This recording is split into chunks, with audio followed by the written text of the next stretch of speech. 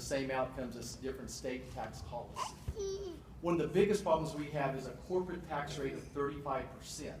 And consequently, many large corporations have moved their headquarters out of the continental United States to other countries. We have to get competitive and lower the corporate tax rate down to 20%. If we do that, that's going to bring lots and lots of jobs back to this country and allow these businesses to do business here again and motivated to do that. So corporate tax policy is different than individual tax policy. From an individual tax policy, I talked about simpler. I would also probably bring it down to 3 or 4 tax brackets and make it a little bit flatter, but simpler is the main issue. The state tax policy dealing with LLCs, those are a whole different issue. I've talked to lots of people who have LLCs, and we all say, and I say we, I had an LLC before they ever did the new cuts.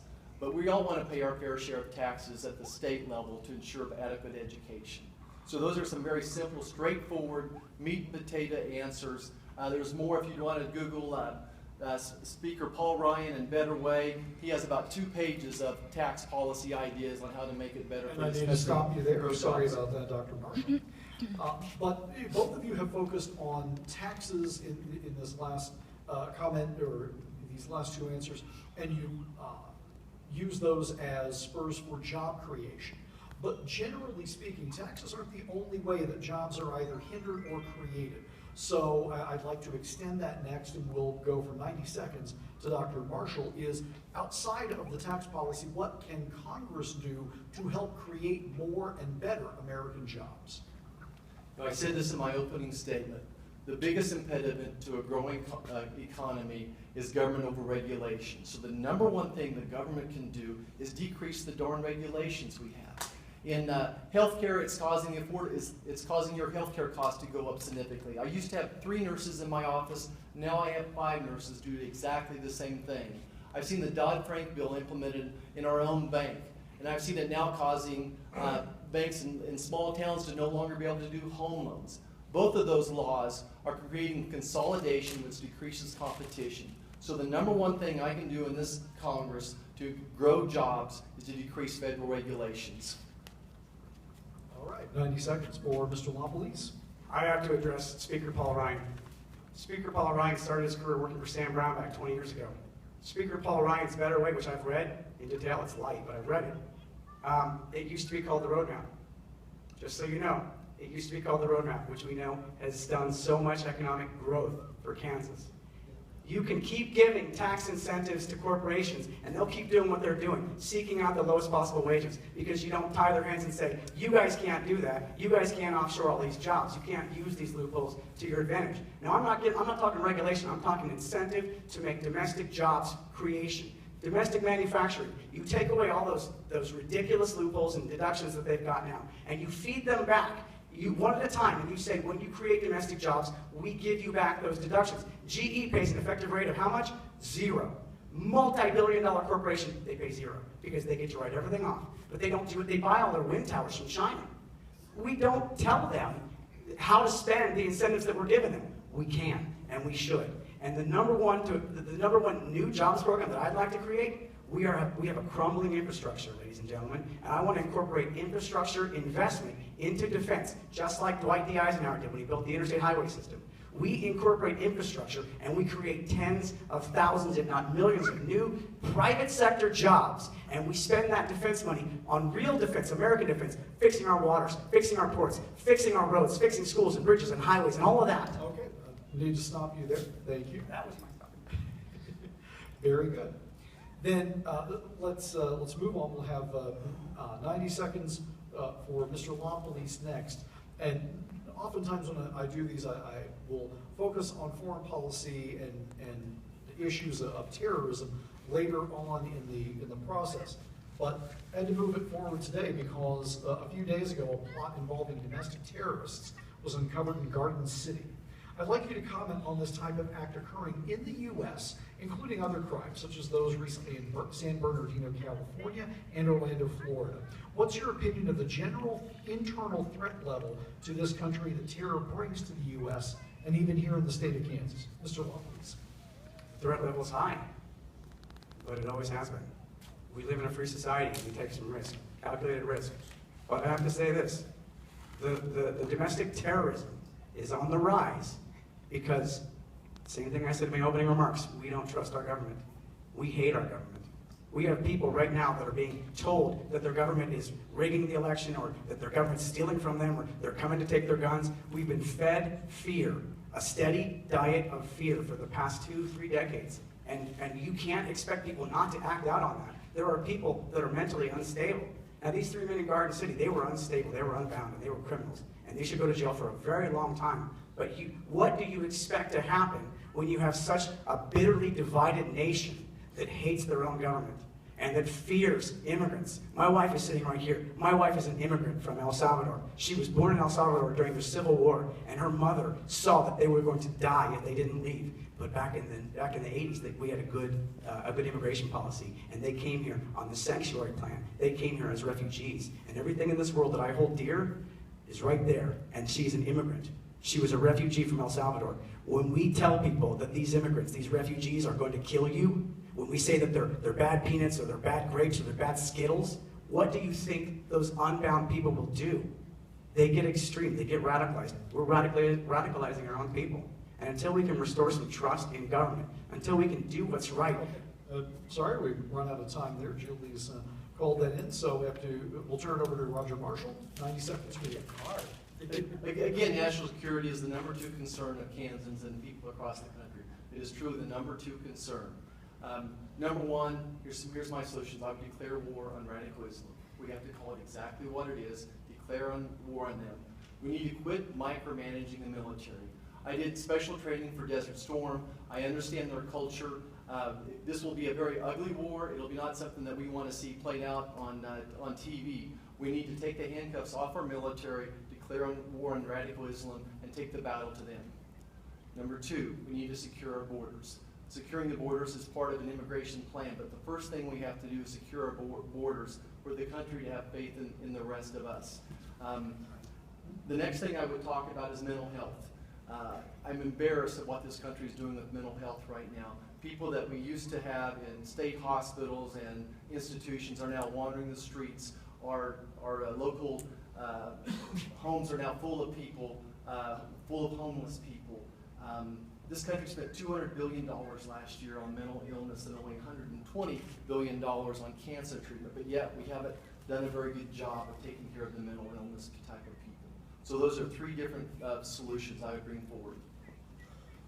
All right, thank you both. We'll have another 90 seconds here for Roger Marshall. And considering that those domestic terrorists, with the weapons that they had, it really highlighted one of the most important areas of division between the 2 presidential nominees. That's their respective stances on guns.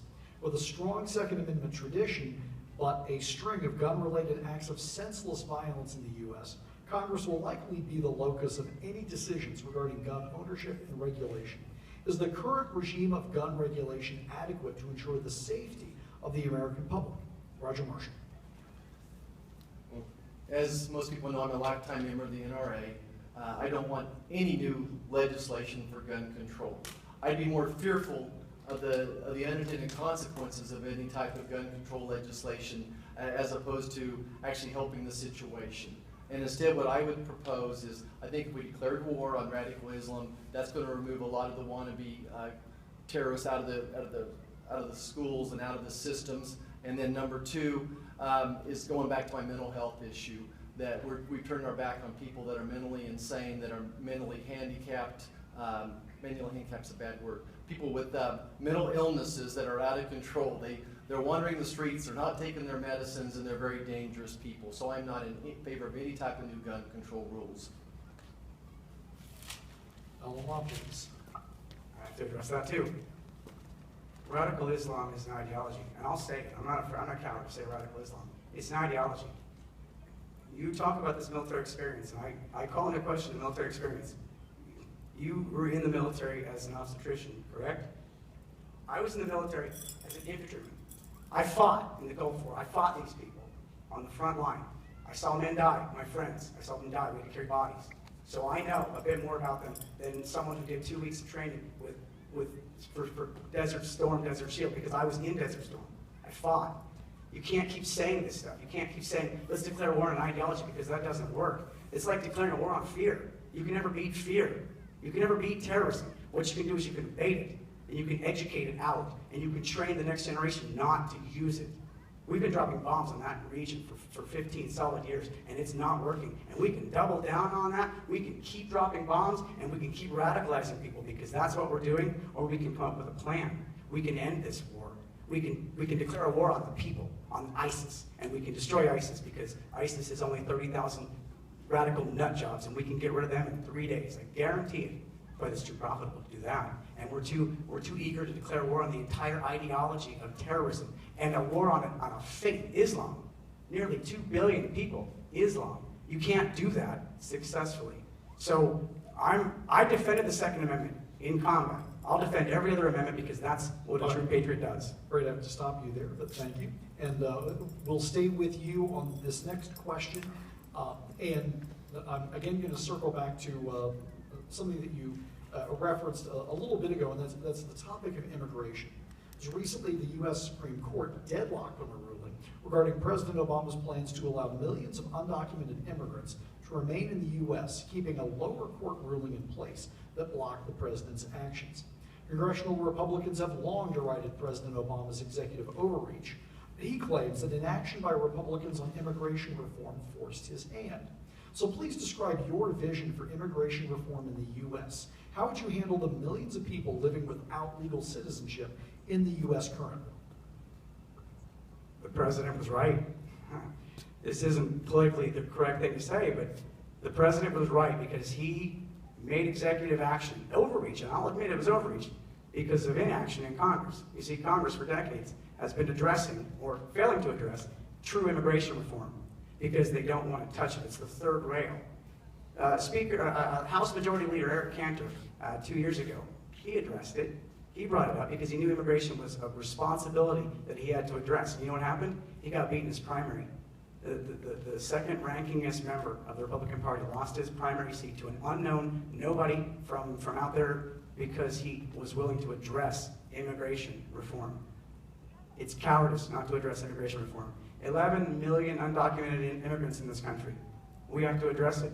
I don't know what the answer is. I don't have that kind of crystal ball, but I know you can't put them on a plane and send them out, because it would take 10 years with 50 DC-10s every single day. I mean, you can't do it. You have to address what's here. You have to address the people. You have to document. So I believe in documenting. I believe in securing our borders through technology, 21st century technology, not 7th century Chinese wall technology. I believe in a pathway to citizenship for those who are productive and who've been living here and they have children here and they go to school here, many of them maybe even in this community. I believe that we have to address it, because we're not cowards, and I'm not worried about losing a primary or general, because I'm willing to do my job. Immigration needs to be addressed, and it needs to be reformed. Perfect. Roger Marshall, 90 seconds to you. This is one of the biggest issues I've tried to address, and to do this, I think I visited goodness, probably 15 feedlots and 3 or 4 big dairies and lots of farming operations. It is a huge issue for Kansas. And the mistake that many politicians do is they look at problems in little vacuums. But immigration is a very multifaceted problem. First and foremost, it's a national security issue. Beyond that, it's a job issue, it's an economy issue, it's an education issue in this state. So I tried to address the problem from all different sets of eyes. And for many months now, I've been saying very clearly, number one is we need to secure the border. Number two is we need to enforce the laws of our lands. And number three is we need a simpler immigration policy, a simpler immigration work visa program specifically. When I went out and investigated, I asked, why would people circumvent the system and not do it the right way? And I found out that it would take 5 or 7 years to, quote, do it the right way. So meanwhile, you're sitting in Mexico, there's a drug war going on, there's no jobs available, so families circumventing the system to go get a job. It is impractical to take all the illegal immigrants and round them up and send them back to where they're from. It's not the right thing to do. Kansas economy cannot afford to do it, so let's do the right thing. All right, thank you both. Since Dr. Marshall mentioned as an education issue in his last statement, I want to dig a little bit deeper into education. National education standards under Common Core have come under fire from conservatives. However, Common Core standards are developed at the local level and applied to a national set of shared education standards, similar to standardized education goals in other countries.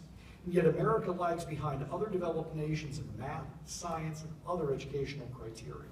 How will we remain competitive in a global economy without shared national education standards, and what should that policy be? I'll never be in favor of Washington telling Great Bend, Kansas, Russell, Kansas how to educate our kids. No one cares more about education than we do about our own local kids. I think our kids have been tested to death. We're teaching to test.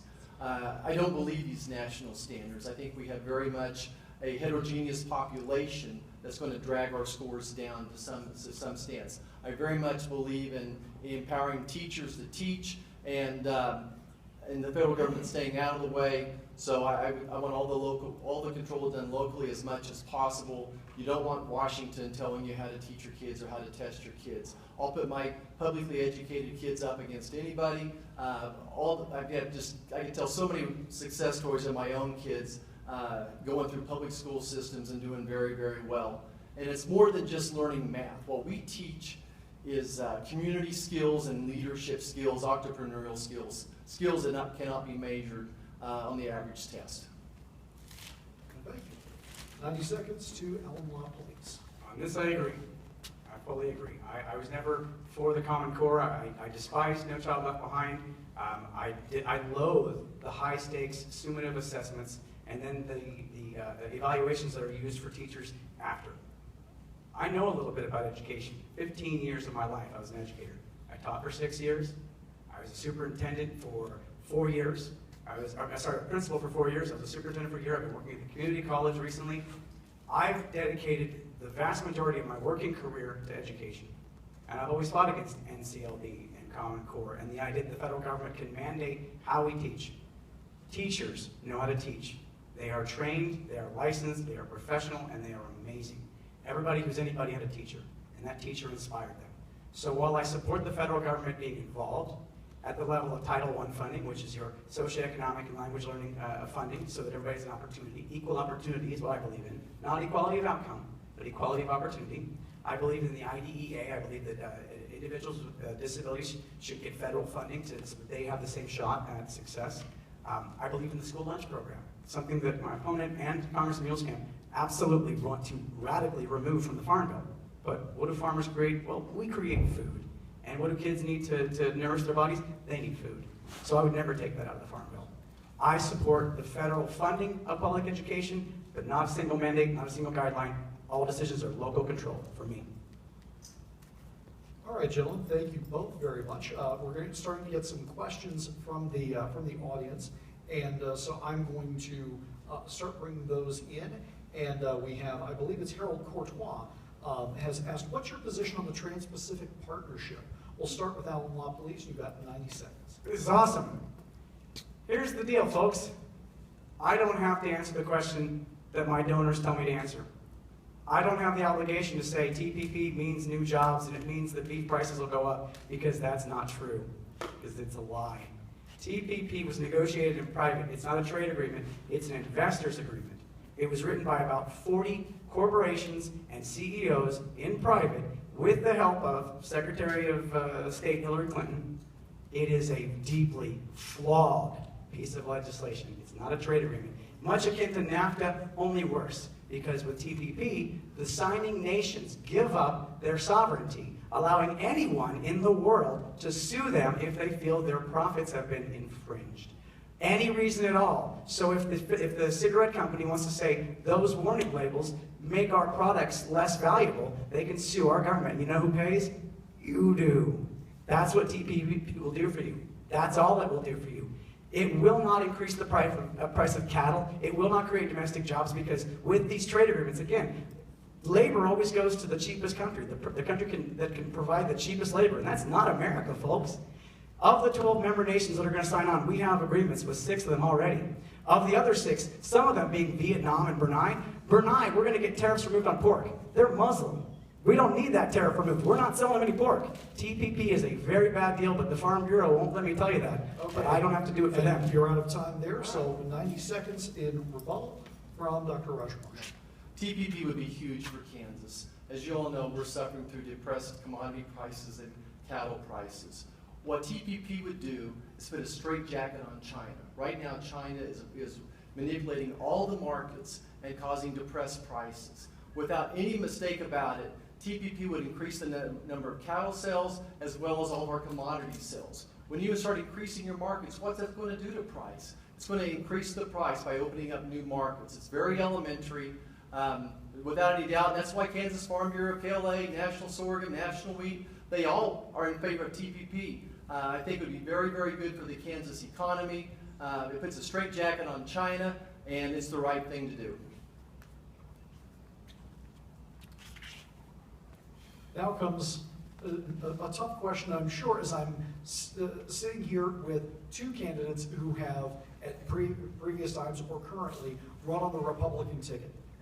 At least in my lifetime, the most divisive Republican nominee for president is leading the party into its campaign charge in Donald Trump.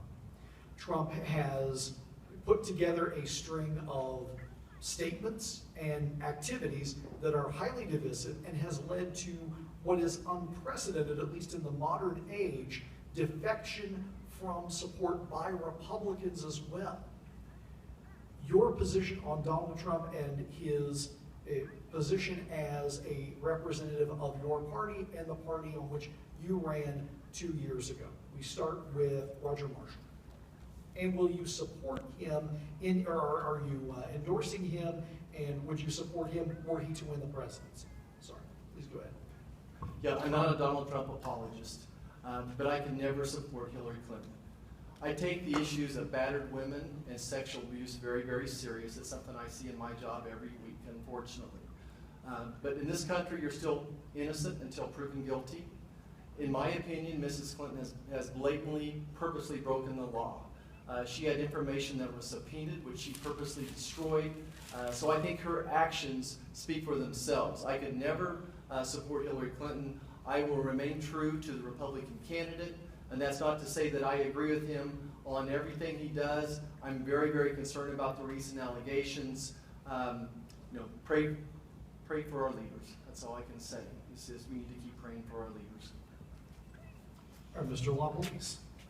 As a reformed Republican, I was Republican 2 years ago. I'm the Republican like Eisenhower and like Dole and like so many good Republicans before.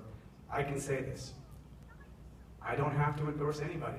I don't have to endorse the candidate the Republicans put forward. I don't have to endorse the candidate that the Democrats put forward. They have given us a tragic decision to make.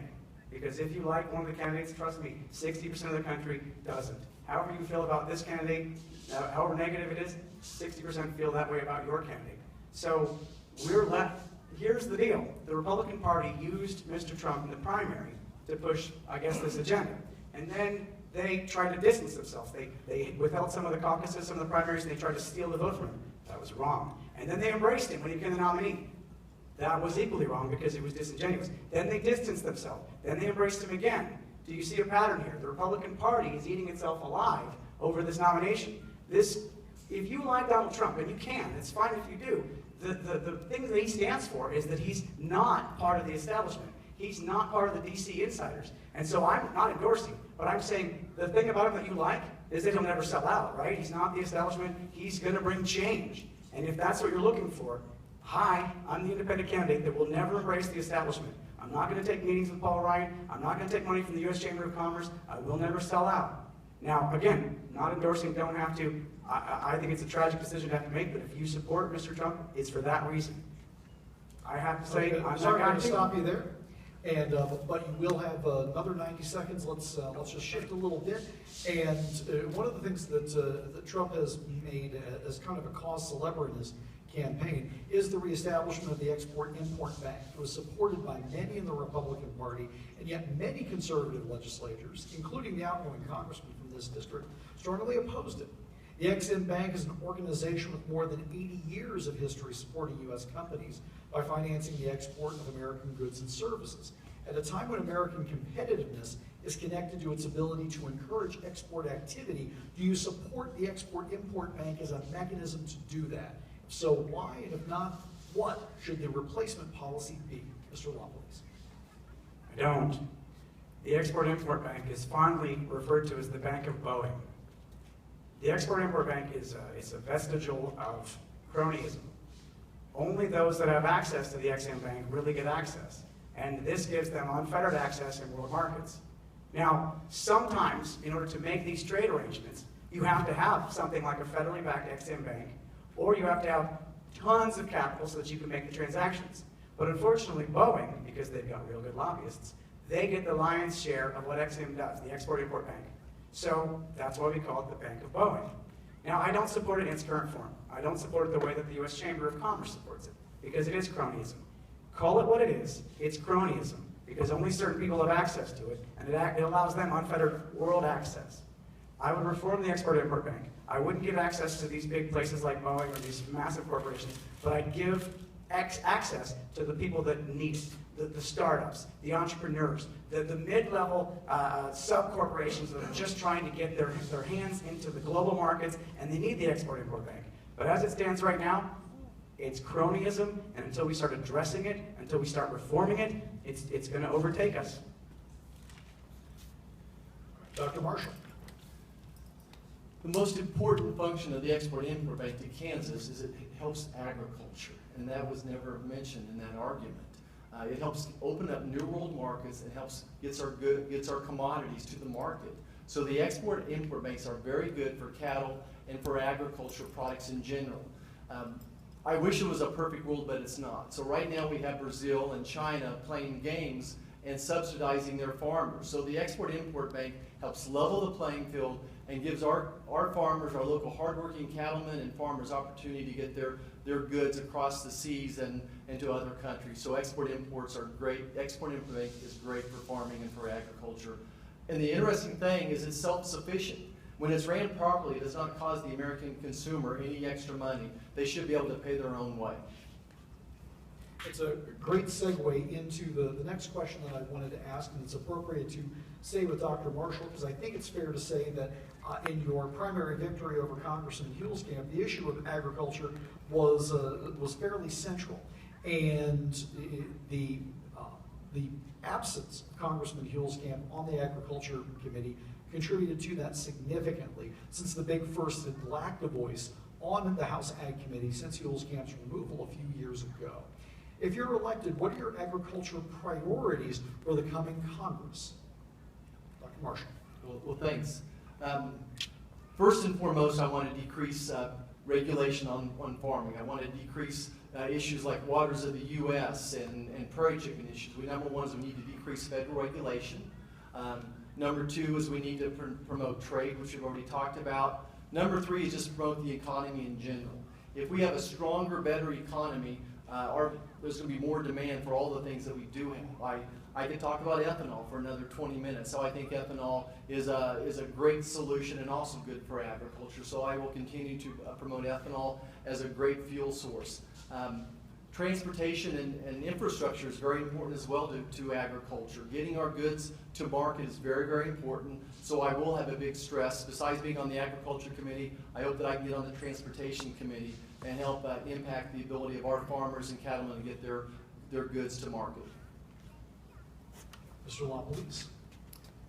In the primary, the major thing that you addressed was crop insurance, and it was the gold standard. Or no, it was the Holy Grail, and that was the only distinction between Congressman Huelskamp and Dr. Marshall. And that was the thing that was pushed again and again and again. But recently, I've taken the bold step of saying what crop insurance is. Crop insurance is welfare. Crop insurance is a subsidy. Now, it's a necessary subsidy because it's part of the broader safety net that we need.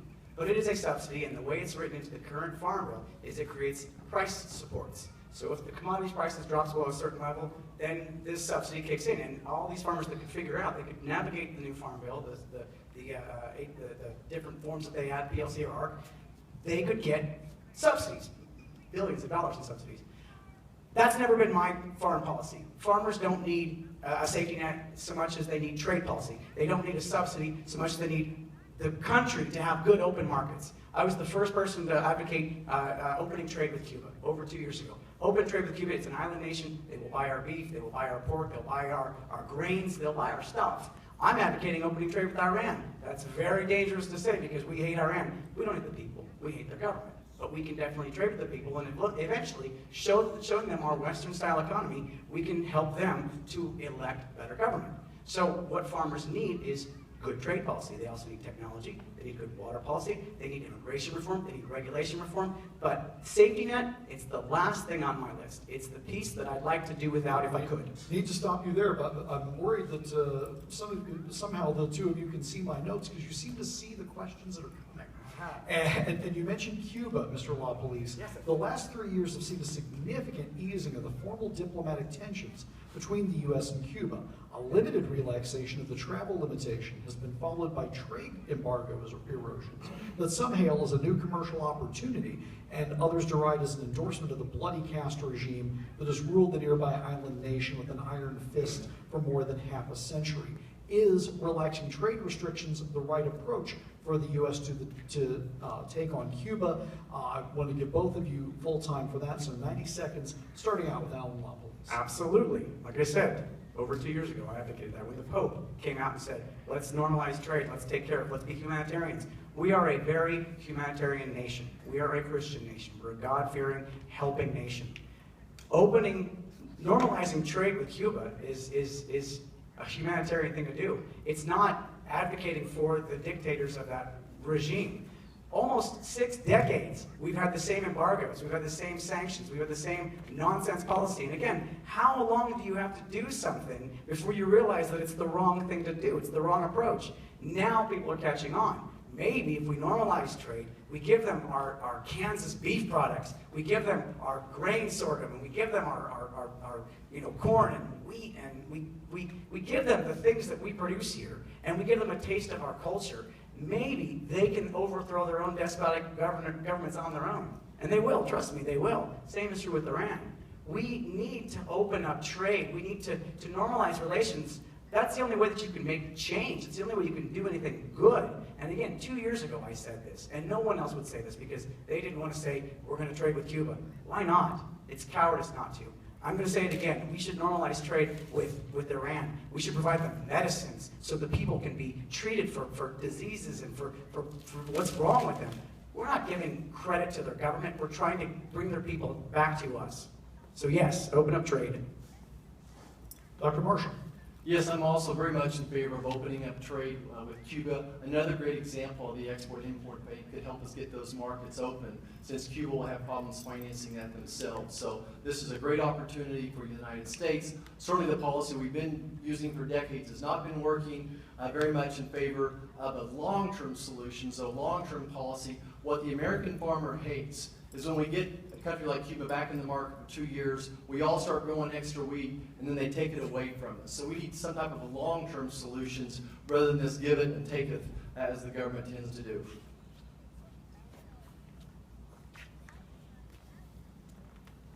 All right. I can't see my promise. Okay.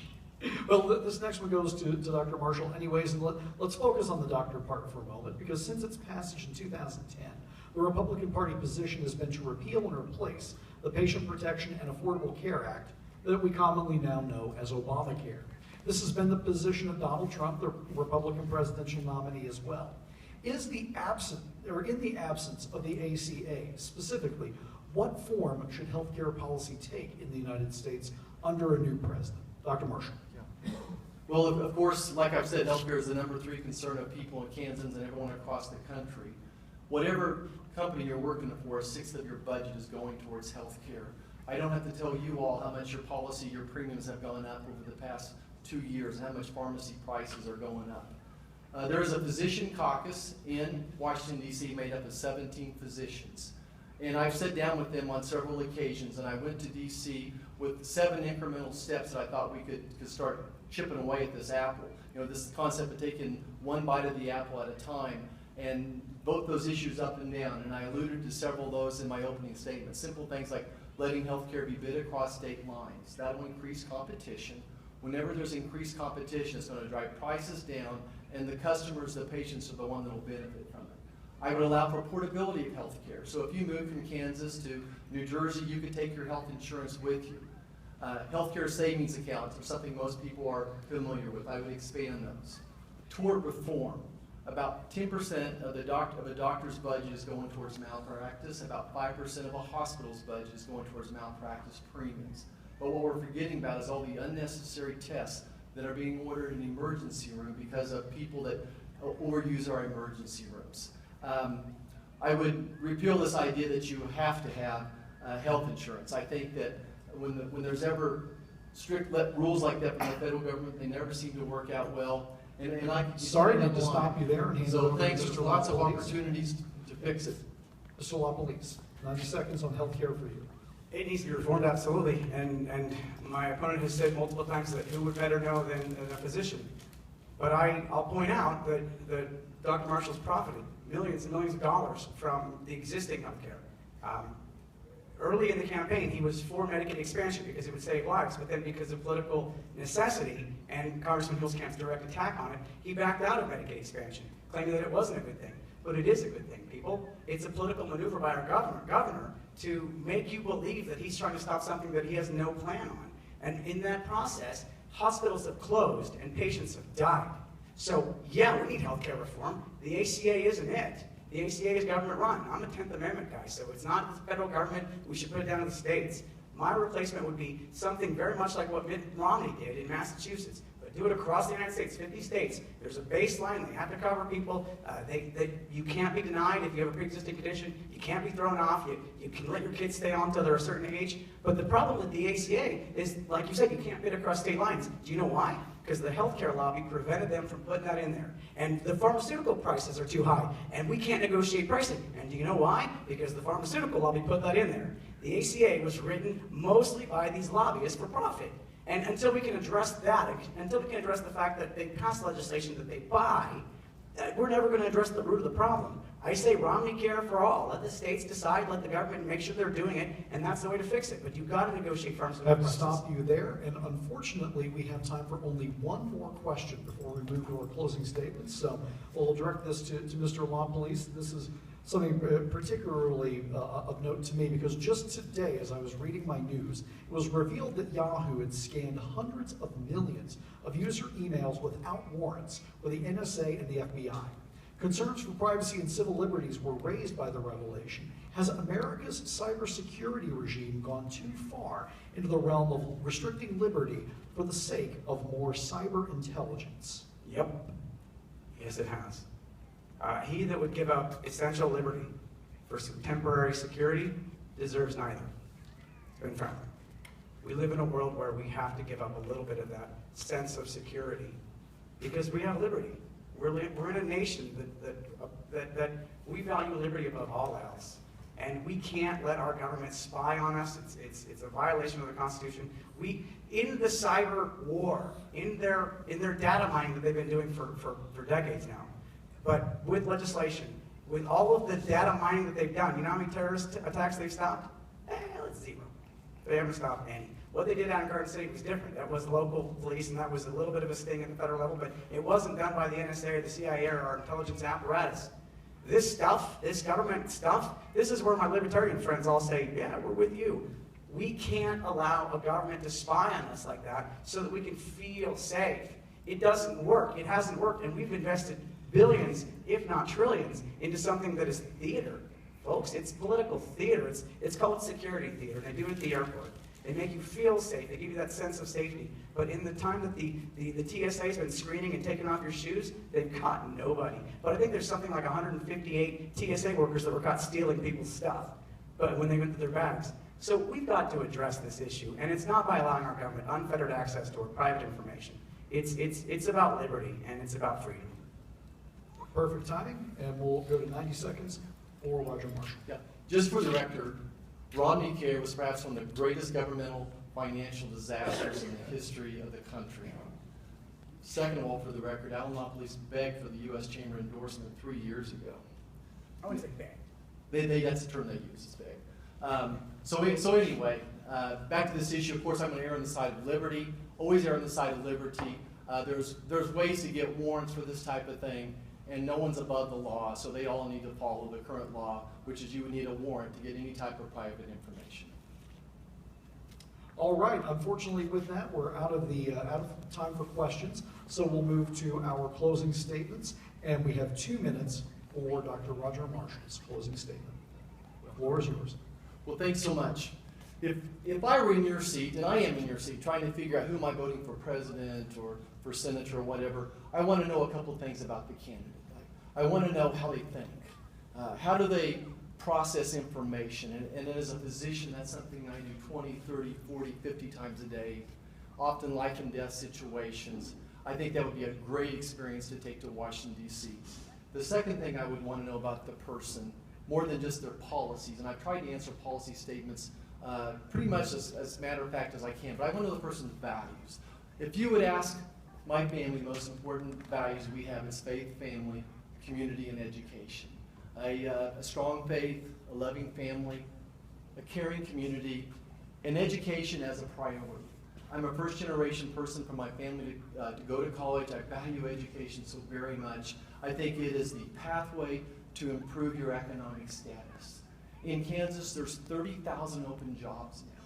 Could you imagine if I walked into Topeka and said, I'm bringing in a company with and I have 30,000 jobs? I bet I would get a hero's welcome. But we have those jobs right now. Our community colleges, our tech colleges, our university, we're poised to help educate these people and fill these jobs. No matter what problem we talk about, whether it's national security, schools, infrastructure, if we don't get this economy going again, there's no money to pay for any of this. When I look at every problem, I'm going to look at it through, first of all, a national security lens, and then second of all, as an economic lens. I want to see a benefit and risk. I want to see a cost and benefit analysis. I want to lead this country to be a stronger country. I want to lead this country better than I found it. Thanks for hosting us today. I appreciate your time. Thank you, Dr. Marshall. Last word to Alan LaPolice. I also want to thank you, and I thank Dr. Roger Marshall for participating in this or subjecting himself to my attacks. I go back to my opening statement, something different. Dr. Roger Marshall is a hell of a good guy. I've known him for 2 years. He reached out to me right after the primary 2 years ago. He's a good guy, and he knows what he wants, and that's fine. But if you listen to him, and if you listen long enough, nothing that he says is new. Not one single thing. Let's get the corporate tax rate down, okay, so that they can continue to offshore their jobs, and there's no straitjacket for the companies that are paying for the campaign. And the fact that the U.S. Chamber is willing to back him, I know what they demanded. The reason they didn't give me the endorsement, and this is a true story, is because I refused to talk their script. I wouldn't back down on TPP. I wouldn't back down on Citizens United. I thought that they were wrong, and when they demanded that I speak their script, I told them where to go, because I wasn't going to be their candidate. I don't have to be anybody's candidate but yours. And until we do something different, you've got to understand, it sounds good what he's pitching. It sounds fine, but it sounds the same. It sounds exactly the same. And until we do something different, we're going to keep getting the same elections. We're going to get worse elections. This presidential election is the worst by far, and this country can't handle more division. He's not going to be able to reach across the aisle, down the aisle, through the aisle, because he's going to go there as a Republican, and he's going to have to support the Republican ideology. I don't. I can go there as an American, a veteran, a true farmer, and a real person who understands the issues. I am not naive. I am not naive to what's going on. I can go there and create a bipartisan caucus with 25 to 30 of the best R's and 25 to 30 of the best D's. And believe me, folks, they are there. They just don't have the language to talk in the middle because they're scared of their party leadership. I'm not. I'm not scared of anything. My greatest asset, I'm not afraid to lose. I'm here today to tell you my name's Alan LaPolice, and I'll be your representative, and I'll be something different. God bless you all. Well, gentlemen, thank you both very much, and thanks to all of you who have joined us once again here at the beautiful Dream Theater in lovely downtown Russell, Kansas. Our thanks to Julie Counts and the Russell Chamber of Commerce who have hosted this event, and to Smoky Hills Public Television who will be broadcasting this forum later on. So on behalf of everyone here, thank you all very much, and have a good day. Thanks, sir.